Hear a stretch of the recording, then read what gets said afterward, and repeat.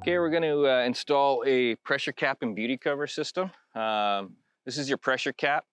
It's a two-part system, but very straightforward. The important thing you got to watch out for is that we're not tight down to this gutter, because our beauty cover has a fold that goes on the end to finish it off.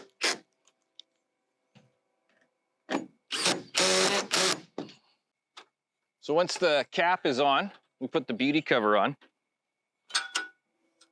So you got to make sure you have that fold on the bottom. So again, I'm going to pass it up to Greg. I'm going to set it